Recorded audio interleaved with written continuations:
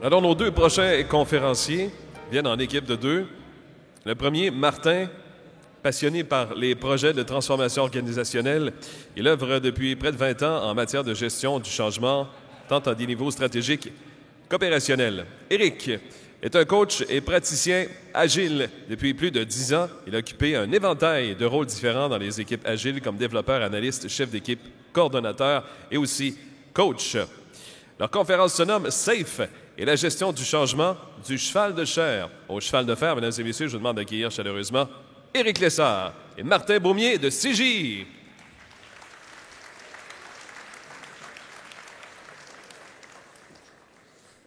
Bonjour tout le monde. Bonjour. Ça va bien? Test 1, 2, 1, 2. OK, Vous entendez bien? Le son est bon. Le son est bon. Alors, vas-y, Martin. Est-ce qu'il y a des gens dans la salle en gestion du changement ici? C'est leur métier de faire de l'accompagnement en change. OK. Je suis content de vous voir. On en a quelques-uns. Yes, excellent, vous êtes à la bonne place. Est-ce qu'il y en a parmi vous qui sont familiers avec SAFE, qui ont déjà été exposés au Framework SAFE? OK. On a quand même plusieurs mains levées aussi. Alors, on va combiner les deux ensemble aujourd'hui. Je pense que ça va être intéressant pour tout le monde. Qu'est-ce que tu en dis, Martin? Tout à fait. Alors, on se présente. On a eu une présentation de la part de notre animateur. Alors, vous voyez bien à l'écran? Ah, les diapos ne sortent pas à l'écran. Je pense qu'il y a un petit enjeu de régie.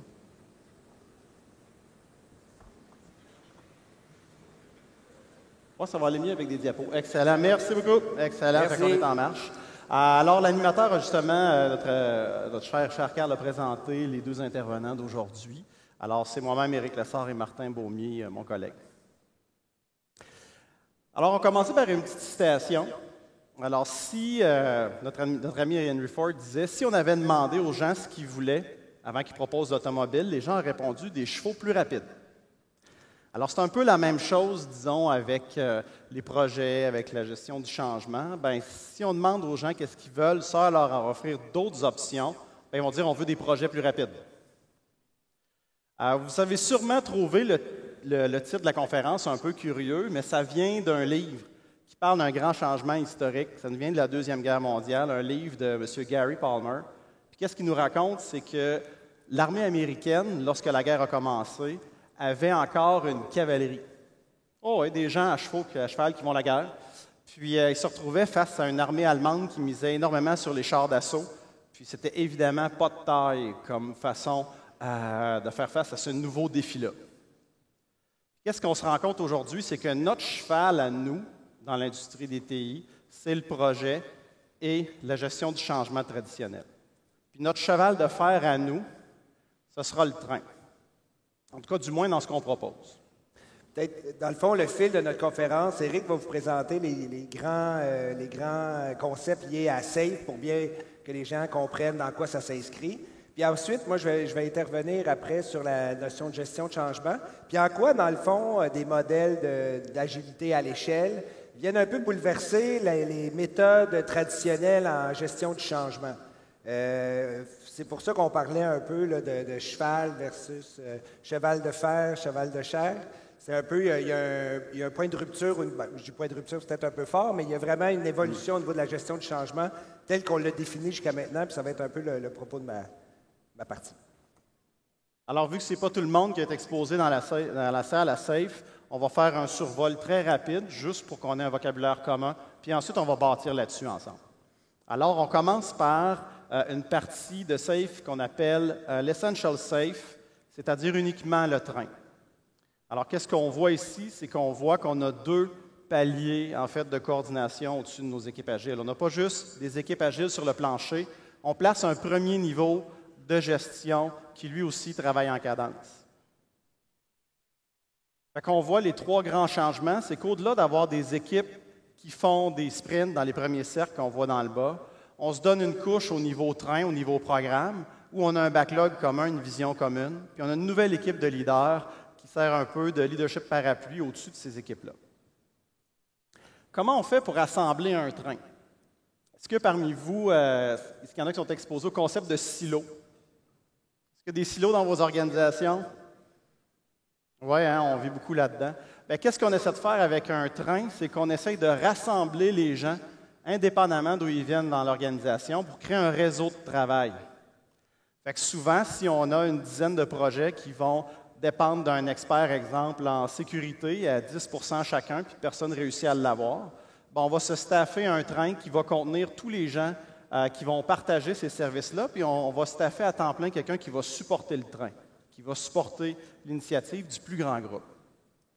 Ces gens-là travaillent en synchronisation aussi. Les équipes qui se font leur carnet, mais c'est fédéré à des objectifs plus grands et on planifie ensemble. Alors, c'est comme si l'organisation aussi se mettait à sprinter. Quand on voit les petites lignes jaunes dans le schéma ici, ce sont les itérations des équipes. Puis quand on a les plus grandes bandes jaunes, ce sont les itérations du train où est-ce qu'on se synchronise, puis on arrime notre plan commun.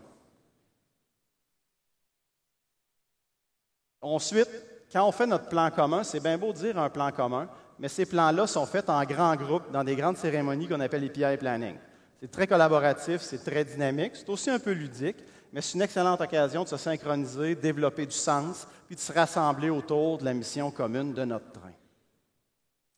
Puis aussi, qu'est-ce qui est une différence importante par rapport au projet, c'est qu'au lieu d'avoir une équipe qu'on assemble, on la forme, on démarre le projet et à la fin, on le démantèle, on va qualifier nos plus gros chantiers comme étant des épiques.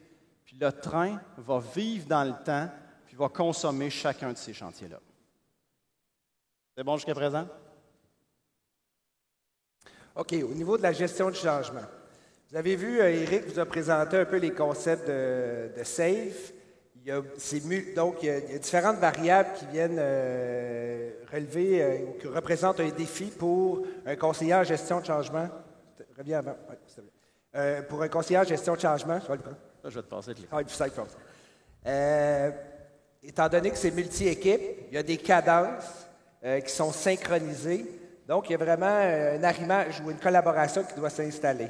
En gestion de changement, puis je vais faire la présentation telle qu'elle est montée, c'est qu'on va faire un petit bref historique un peu de comment ça a évolué au niveau au sein de nos organisations en termes de modèle ou de paradigme. Par la suite, je vais arriver avec une définition extrêmement simple parce que je trouve qu'on est dans un monde de complexité. Alors, quand on peut réduire ça à une simplicité au niveau du changement, je vais vous présenter la définition. Et par la suite, vous présenter un peu une réflexion ou en tout cas un modèle qui nous inspire pour pouvoir faire évoluer la gestion de changement dans des modèles d'agilité à l'échelle. C'est bon? OK. Depuis à peu près un peu plus de... On peut calculer après 70 ans. Là, en 1950, il y a un premier paradigme qui est le plus sociologique. Vous avez sûrement entendu ce nom-là, qui est Kirk Loewen, qui a amené toute la notion de focus group. Donc, d'utiliser un groupe de pairs pour faire évoluer des normes sociales. C'est lui aussi également qui a comme amené le concept de, vous avez sûrement déjà entendu parler de gel, dégel et regel, cristallisation, décristallisation et recristallisation. C'est lui qui a amené ce concept de phase en 3 étapes. Par la suite, il y a une auteure qui s'appelle Elizabeth Kate Must, qui a vraiment amené les leviers en gestion de changement. C'était à peu près à la même époque où les grands déploiements d'ERP sont arrivés. Fait que c'est venu en faire en sorte que la gestion de changement est venue se structurer à la gestion de projet dans une optique très linéaire. Je vais y revenir tantôt. Ensuite de ça, est arrivé en 1995 avec un paradigme managérial qui est inspiré principalement de John Kotter. Pour ceux qui lisent ou qui ont été formés par rapport à la méthodologie SAFE, c'est souvent un auteur qui est présenté. Kotter, dans le fond, ce qui est venu amener dans ce paradigme-là, c'est de faire en sorte que les gestionnaires soient les porteurs de leur changement au sein de leur directeur. Donc, ce sont les relayeurs. En gestion de changement, pour nous, c'est un facteur excessivement important, dans le sens où ce n'est pas le conseiller en gestion de changement qui va déployer le changement, mais bien les gestionnaires au sein de leur direction. Fait que c'est important de les onboarder rapidement. Ensuite de ça, en 2005, c'est un peu là qu'on est... j'ai reculé. Dans notre époque, on est un peu encore dans ce paradigme-là stratégico-organisationnel où la gestion de changement a été internalisée à l'intérieur des organisations. Donc, il y a des équipes qui sont présentes et qui font partie de l'organisation et dont leur rôle, c'est d'accompagner les différents projets pour faciliter la transition. C'est aussi cet élément-là où on va piloter le set de business versus le run de business. OK? Donc, il y a tout un pilotage au niveau de la transformation. Fait que, dans le fond, la gestion de changement va s'inscrire dans ces grands courants-là. Et celui qu'on va commencer que je souhaite aborder avec vous, une conversation, si je reprends la discussion de plus tôt ce matin, avec vous, en tout cas le fruit de nos réflexions à Éric et moi et certains collègues en gestion de changement, c'est tout le paradigme expérientiel. Je ne dévoilerai pas tout de suite mes punchs, mais c'est vraiment l'idée d'utiliser l'expérience comme étant un moteur d'appropriation des changements. Jusque-là, ça va? Bon, là, je vais arriver avec une présentation du changement que vous avez sûrement jamais vue. Non. Vous avez sûrement vu ça. Je fais exprès un peu, on définit souvent le changement comme étant un écart entre une situation A pour aller vers une situation désirée.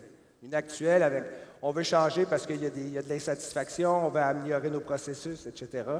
Et on souhaite atteindre une situation qui est désirée. La gestion du changement, là, si j'avais à définir ça très simplement, c'est la gestion de cette transition-là.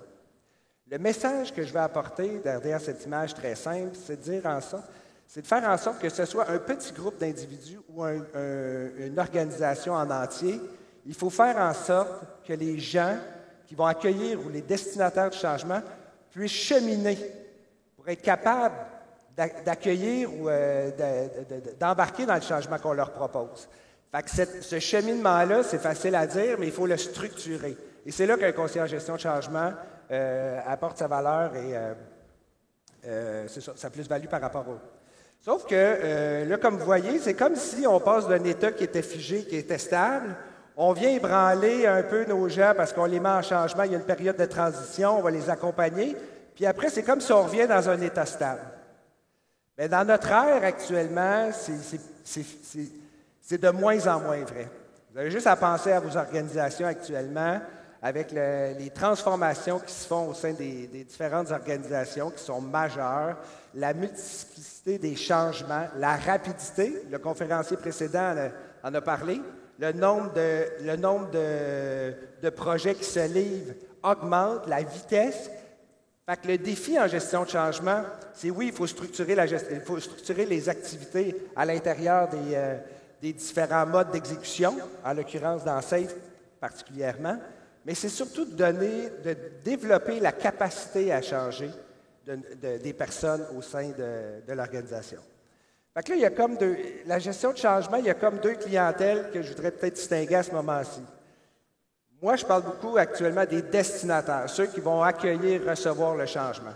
Mais dans l'implantation d'une méthodologie SAFE, donc dans l'intérieur de l'usine qui fabrique les projets, souvent cette implantation-là, c'est un changement en soi.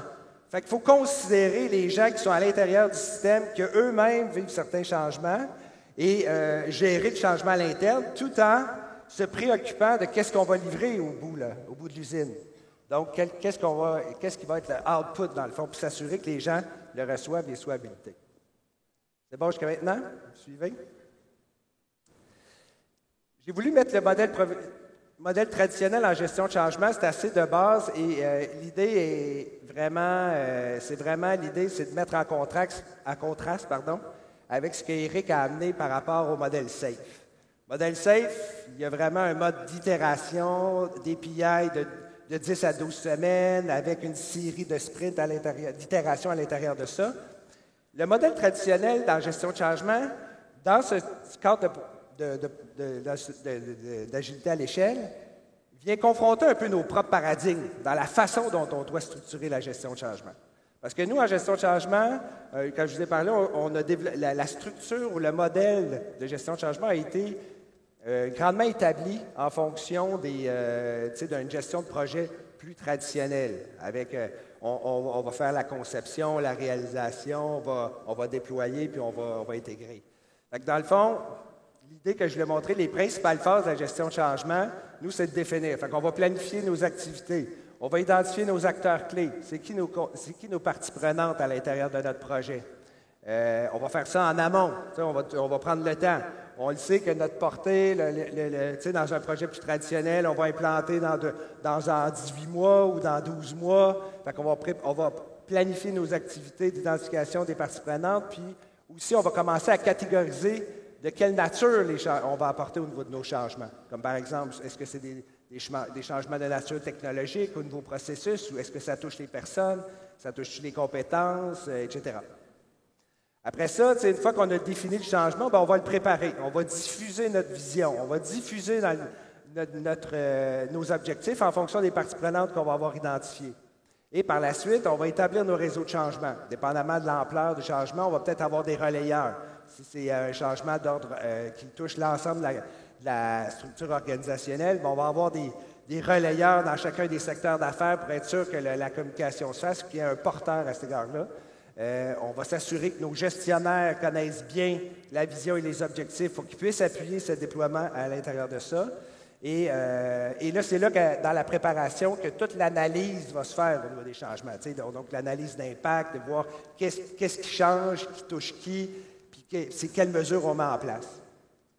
Au niveau de la réalisation, c'est vraiment les leviers qu'on utilise. En fonction de l'analyse d'impact qu'on va définir, à partir de ça, on va déterminer qu'est-ce qu'on communique, à qui et quand.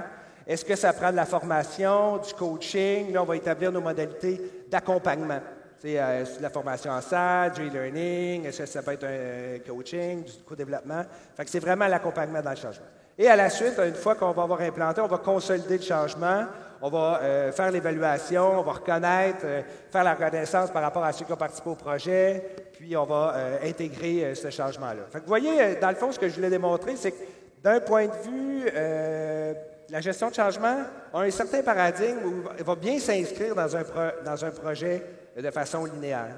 Quand arrivent des modèles plus d'agilité, c'est là qu'on peut être ébranlé et dire OK, comment moi je m'inscris là-dedans? Comment la portée qui évolue en cours de sprint?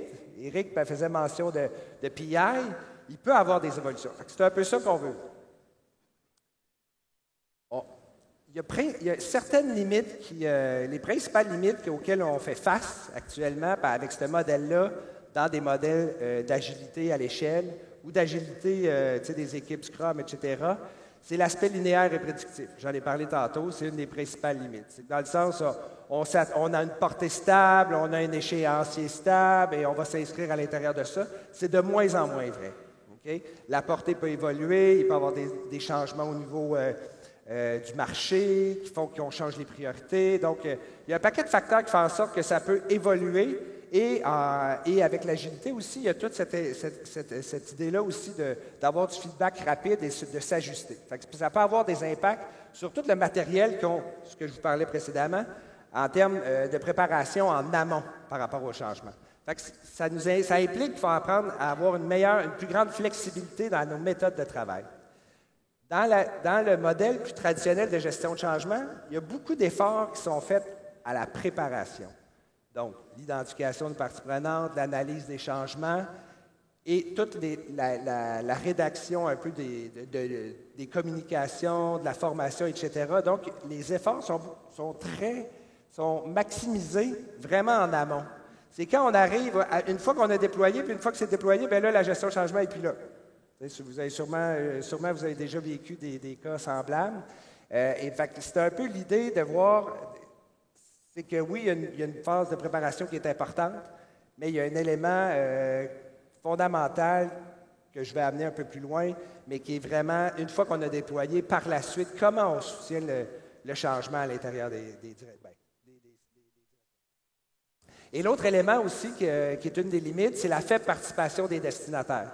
Fait que souvent, dans les équipes de projet, on va intégrer quelques joueurs, mais les destinataires, ceux qui vont recevoir ce changement-là, qui vont être impactés, n'ont pas nécessairement eu l'occasion de voir l'outil. Bien, si c'est un outil, par exemple, de voir l'outil, de se faire les dents par rapport à ce changement-là. Il va être, dans le fond, il va apprendre ça un peu à la fin, quand on va lui présenter et communiquer. Fait que l'idée, c'est qu'ils sont peu présents. On vous présente, dans le fond, l'idée de la prochaine... L'idée du changement agile, c'est vraiment d'amener ou de changer de paradigme, de faire en sorte que les destinataires ou les bénéficiaires du changement soient plus participatifs par rapport à ça. Donc, ils vont s'approprier le changement dans la mesure où ils vont y contribuer, où on va le mettre en action ou le faire participer. Puis Éric et moi, dans le fond, par rapport à ça et en lien avec SAFE, on s'est inspiré d'un auteur français qui est David Otissier, qui s'appelle un livre qu'il a rédigé. C'est un prof, David Otissier, c'est un prof de l'ESSEC en France, qui est l'École supérieure des sciences commerciales et économiques. Économiques et commerciales, oui. Donc, Otissier et Jean-Michel Moutot ont vraiment développé un modèle qu'on a trouvé très inspirant en lien un peu avec SAFE. Oui, tout à fait. Puis qu'est-ce qui est riche de ce modèle-là, c'est qu'on a le volet agile, le volet cyclique, le volet participatif, tout en ayant une forte reconnaissance du savoir-faire déjà en place au niveau de la gestion du changement. C'est un auteur qui cite d'autres auteurs connus en changement. Fait que ça prend en compte, c'est pas juste un trip de coach de faire la gestion du changement en agile. Il y a une démarche sérieuse en arrière de ça. Puis Martin a été vraiment impressionné quand il a vu toute la bibliographie derrière les travaux d'Otissier. Tout à fait. Puis ce qui est intéressant, c'est que dans le fond, il y a vraiment... C'est qu'on ne remet pas en question les activités de gestion de changement. C'est plus dans le mode d'exécution qui est un peu renouvelé. Puis dans le fond, il s'appuie sur il y a 3 étapes principales. Le modèle d'Otissier, c'est définir, expérimenter et ancrer. Définir, et le cœur du modèle, c'est vraiment la notion d'expérimentation. C'est de mettre les acteurs qui vont subir le changement, au lieu qu'ils le subissent justement, qu'ils soient des parties prenantes dans la construction ou dans la participation de ces changements-là. Et c'est là le cœur. Dans le fond, éviter le plus possible d'annoncer en amont, de préparer, mais plutôt de mettre dans des occasions d'expérimentation les destinataires du changement.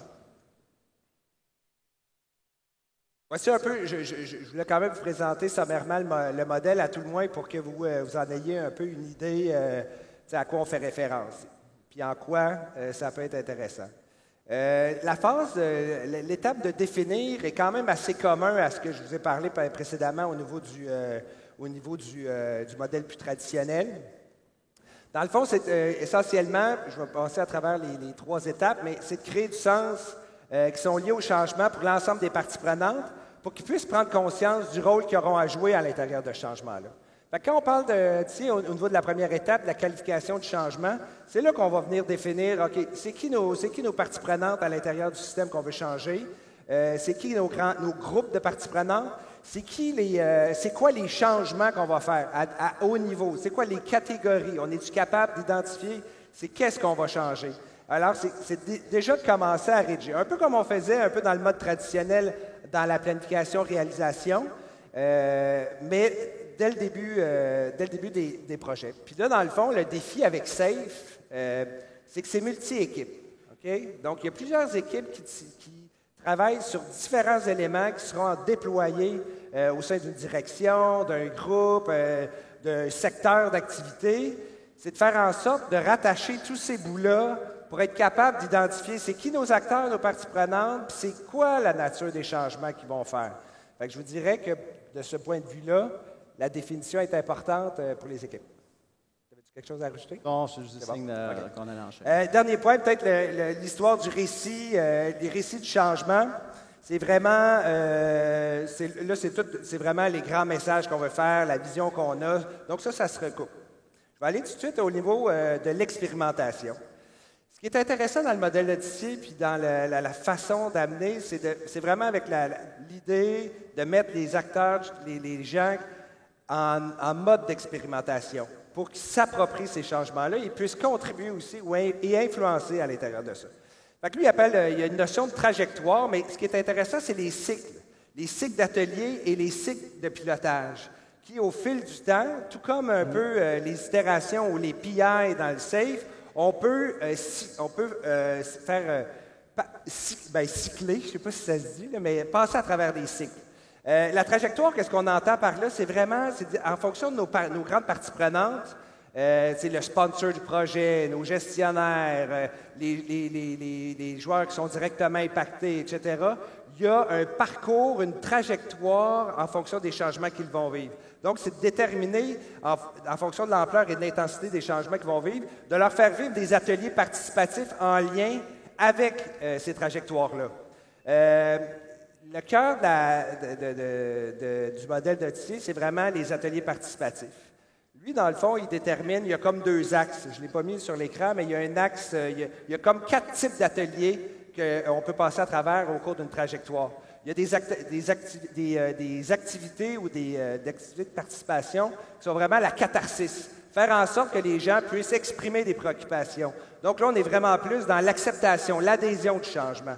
Donc, il y a des ateliers pour faire en sorte, et ça, c'est en fonction de vos groupes de parties prenantes, dépendamment où ils se situent par rapport à ce que vous souhaitez faire.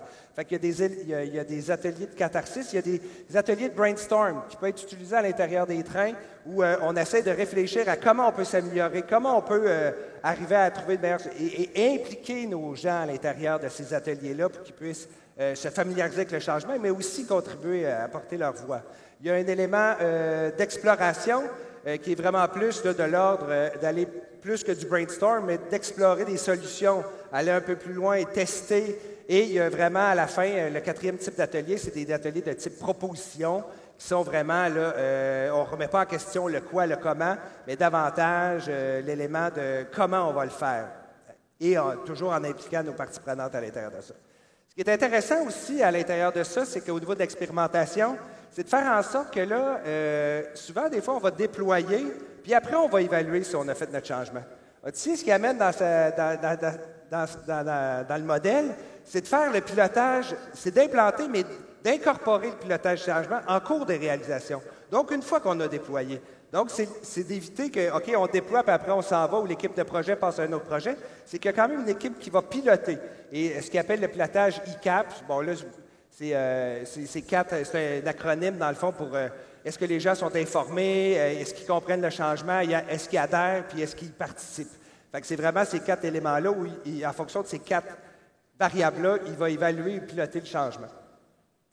L'utilisation des réseaux sociaux, ces réseaux sociaux tels qu'on le conçoit, de plus en plus, il y a des réseaux sociaux au niveau de l'entreprise, mais c'est plus aussi plus l'idée de créer des communautés qui vont pouvoir contribuer et participer justement à donner un feedback en lien avec le changement qu'on va faire. Donc, c'est d'identifier des joueurs clés en fonction des changements qu'on va faire.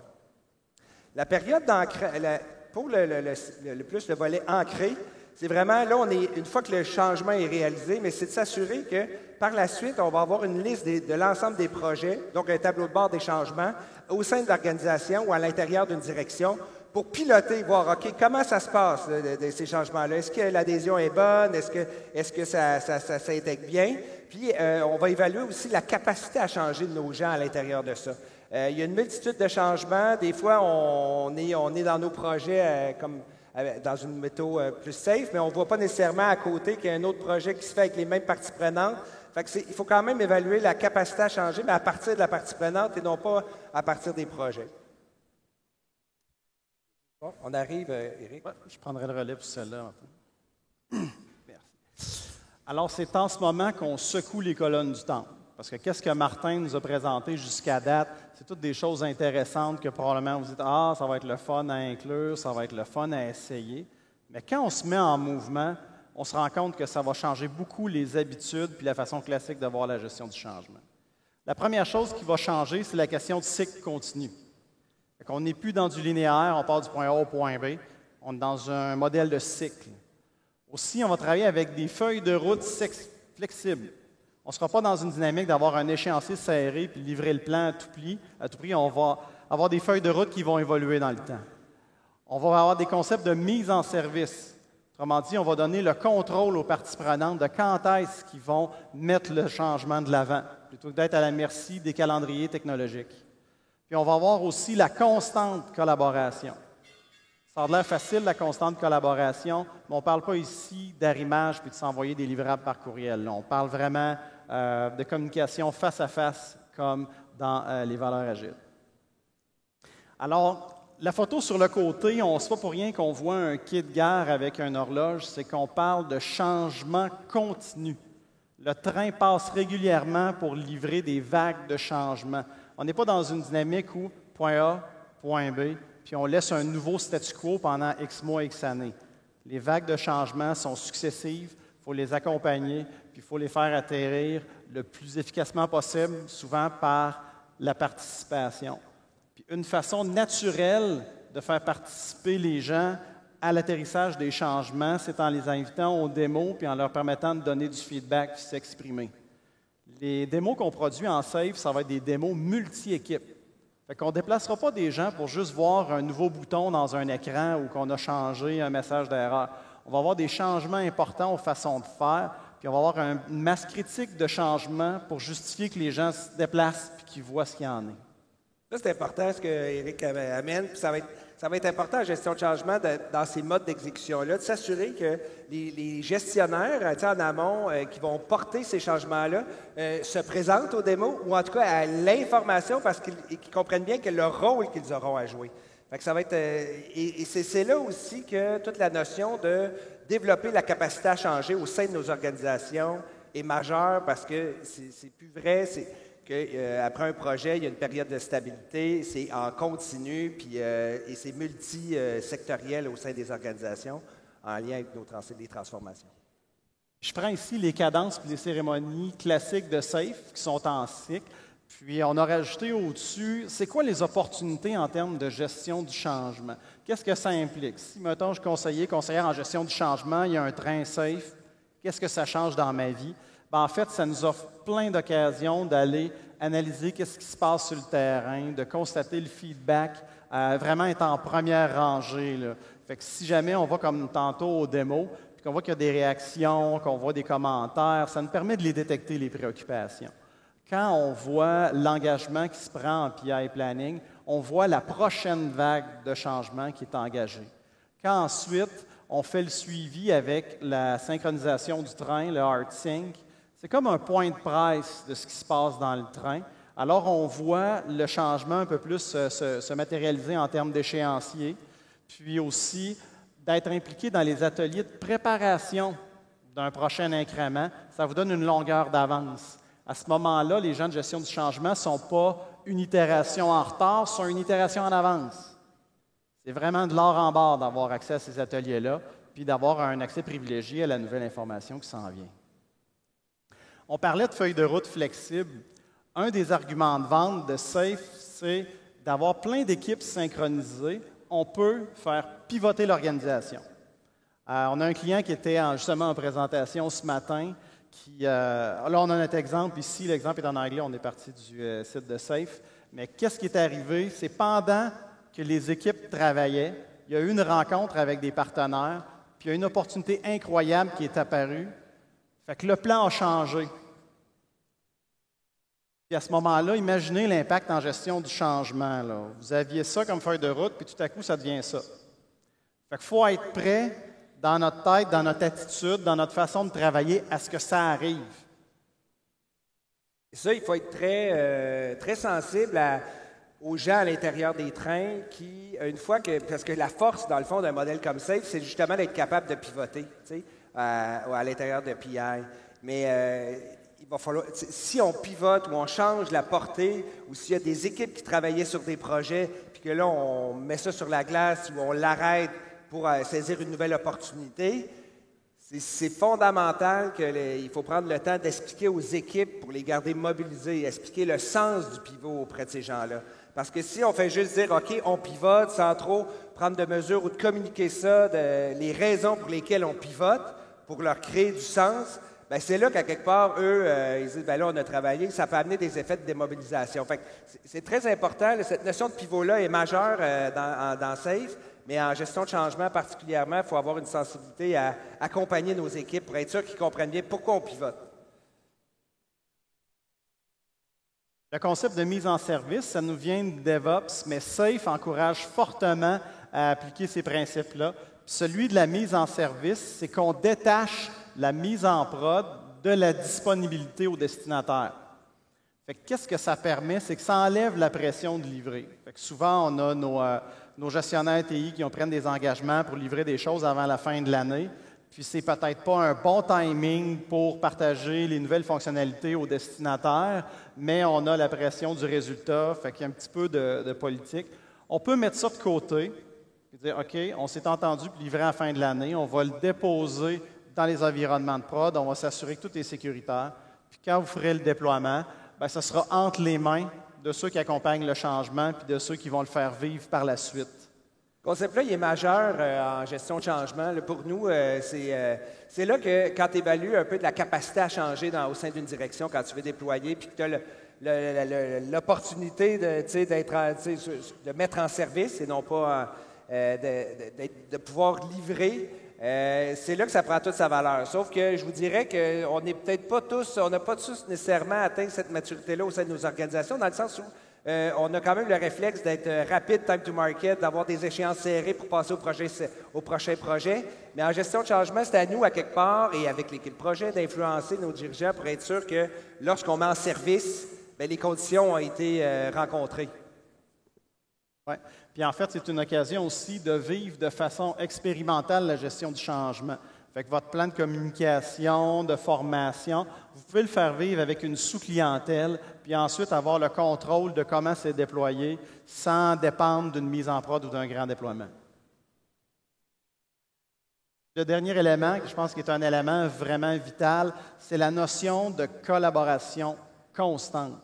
Parce qu'il y a constamment des activités, des cérémonies, du mouvement, des ateliers. Dans un mode agile, ce serait une erreur que d'être en gestion du changement puis de rester tout seul à son bureau à rédiger des rapports. C'est d'être dans l'action, dans le champ, avec les équipes, être dans les ateliers de conception pour voir émerger les préoccupations, être dans les démos pour voir les feedbacks, être dans les réunions de planification pour être un coup d'avance plutôt qu'un coup en retard. Puis c'est vraiment juste d'être dans le train plutôt que de regarder passer le train. C'est d'intégrer les activités de gestion de changement au sein des équipes. Ça n'appartient pas nécessairement aux conseillers en gestion de changement de faire le plan de com, le plan d'analyse d'impact. Il faut utiliser la force de l'équipe, les analystes d'affaires, les architectes, qui ont une bonne connaissance des travaux qu'il y a à faire. Fait que c'est vraiment utiliser la force de l'équipe et faire en sorte qu'il y ait une consolidation qui puisse se faire à plus haute échelle, à plus large échelle lors des déploiements. Une chose aussi que Martin me répète régulièrement, c'est que la gestion du changement ne se substitue pas à la gestion. Exactement. Dans les cérémonies SAFE, on a beaucoup de moments où est-ce que la gestion peut communiquer puis donner du sens à ce qui se fait. On l'a, entre autres, au niveau du début du PI Planning. Il y a une case horaire qui est réservée pour un discours exécutif du pourquoi de ce qu'on fait.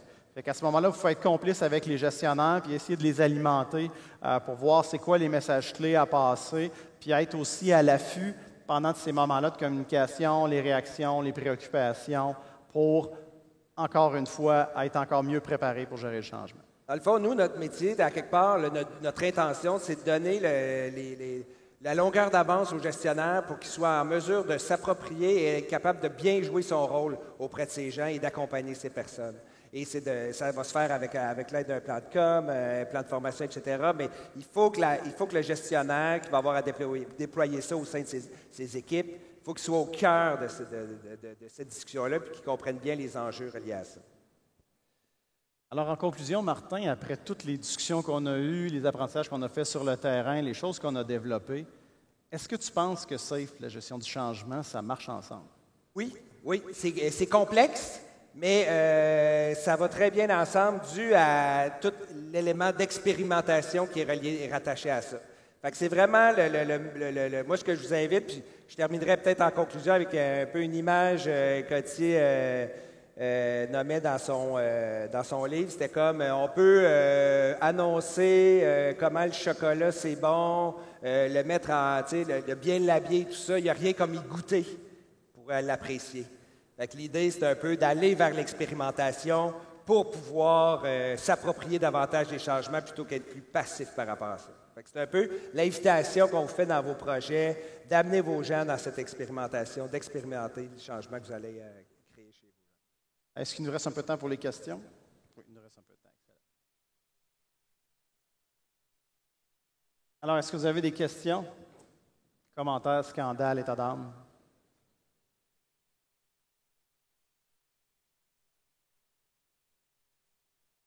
Est-ce que vous êtes prêts à essayer ça dans vos environnements de travail?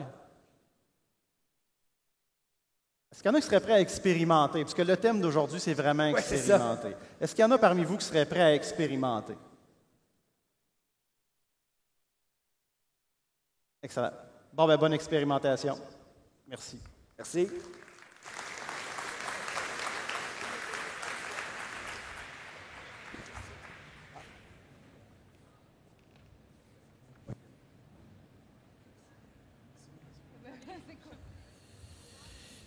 Éric Dessert-Martin Beaumier de CGI, qu'on applaudit encore très fort. Beau travail.